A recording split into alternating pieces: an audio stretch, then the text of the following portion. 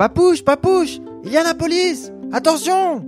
Mais petit pouce, je risque rien moi. J'ai pas fait de bêtises, tu sais. Oh, heureusement! Sinon, il te passerait les menottes.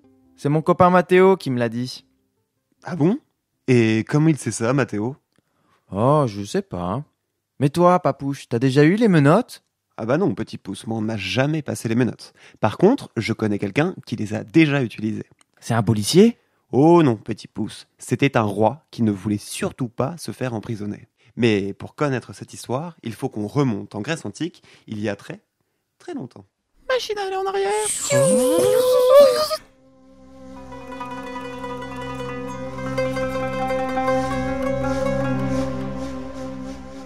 Je suis Sisyphe, simple mortel, peut-être, mais aussi rusé qu'un renard. Vois-tu, petit pouce, je suis le roi de Corinthe, une grande ville grecque que j'ai bâtie de mes propres mains. Et du haut de la plus grande tour de ma muraille, je vois tout, petit pouce. Et ça m'est bien utile. Je suppose que l'on t'a déjà parlé de Zeus, le plus grand des dieux, celui qui possède la foudre. Eh bien, figure-toi que depuis ma grande tour, je l'observe, le dieu des dieux. Et un jour, je le vois se transformer en aigle et enlever la belle Guinée, fille du dieu fleuve Asopos. Moi, les dieux, je m'en méfie. Ils peuvent être aussi bien aimables et aimants que mesquins et arrogants. Normalement, je ne me mêle pas de leurs histoires. Mais vois-tu, petit pouce, Corinthe a un problème. Elle manque d'eau. Et Asopos, le grand fleuve proche de ma ville, connaît bien des secrets. Aussi, je prends ma décision. Armé de ma cape et de mon bâton, je vais voir le fleuve et lui propose un marché. Je lui dis qui a enlevé sa fille et où elle est cachée. Vas-y, tape là, frérot. En échange, il me donne accès à une source d'eau cachée, capable de rassasier ma ville tout entière. Regarde, Pélé, de l'eau, elle était cachée. Mais pourquoi à chaque fois, Zeus, il enlève des filles?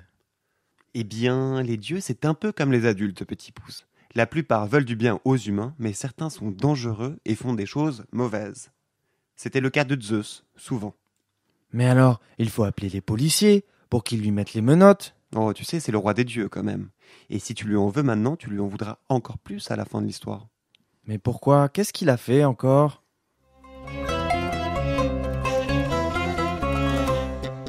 Zeus est furieux. Je suis furieux. Quel est donc ce petit mortel qui ose le défier? C'est moi. Bon, ce n'était peut-être pas mon acte le plus malin. Ni une ni deux, le roi des dieux décide de se venger. Et il ne fait pas dans la dentelle. Il appelle Thanatos, la mort. Je suis Thanatos. C'est un bien triste dieu, chargé de faire passer les âmes des défunts vers l'au-delà, où elles se reposent. Thanatos n'est pas très apprécié, comme tu peux l'imaginer. Même les dieux n'aiment pas rester proches de lui. Ah, mais il pue un peu Thanatos, non? Ah, moi je peux pas le sentir en tout cas. Mais Zeus estime que la situation l'impose et dit simplement à Thanatos: Sisyphe doit mourir.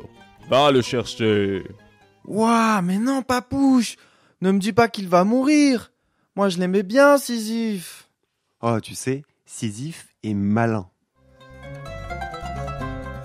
Et oui, figure-toi que j'ai plus d'un tour dans mon sac, petit pouce.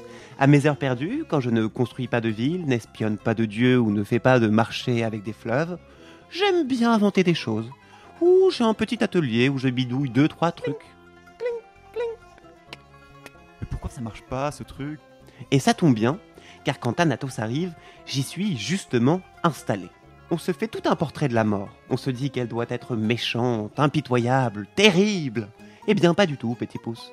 Thanatos ressemblait à un pauvre vieillard, égaré, cherchant avant tout à discuter. Rien à voir avec ton grand-père, bien sûr. J'ai donc laissé parler le vieux Thanatos. Au moment de repartir, il a voulu me passer les menottes. Mais pas bête, le Sisyphe, et bon acteur surtout. En une grimace et 2 mots, je lui ai fait croire qu'elle ne fonctionnait pas. J'ai fouillé dans mon atelier pour dénicher un tournevis, et je lui ai suggéré de les enfiler pour les lui resserrer. Thanatos n'avait pas à se méfier. Qui pouvait résister à la mort? Je m'en veux encore un peu d'avoir trompé ce vieux bonhomme. Mais tu comprends, petit pouce, moi, je ne voulais pas mourir. Attends, Sisyphe a passé les menottes au dieu de la mort? Oui, et il l'a emprisonné à Corinthe, dans sa grande ville. Je l'ai bien traité, attention, hein. Il était confortablement installé dans une chambre du palais. Il avait tout ce qu'il souhaitait. Jus de pomme, pommes de terre, terre de bruyère, tout quoi. Je pense même qu'il aurait bien aimé rester. C'est pas mal ici. Tout le monde a peur de moi. Mais de l'autre côté de la Méditerranée se jouait un tout autre spectacle. Apollon, le dieu de la guerre, avait lancé une immense bataille et joué de sa lance pour étriper tout ce qui bougeait. Sauf que sans Thanatos, personne ne mourrait. Mais pourquoi il meurt pas, lui? C'est quand même incroyable. Hé, Jason, regarde, il m'a mis sa lance dans la poitrine et je sens rien. Ah, il était furieux, Apollon. Hein. Je suis furieux. Et c'est comme ça qu'on a compris que Thanatos était prisonnier. Mais Papouche, à la fin, Sisyphe, il échappe à la mort ou pas? C'est compliqué, petit pouce. On peut dire qu'il n'est pas vraiment mort, ni vraiment vivant. Mais ça, c'est une autre histoire.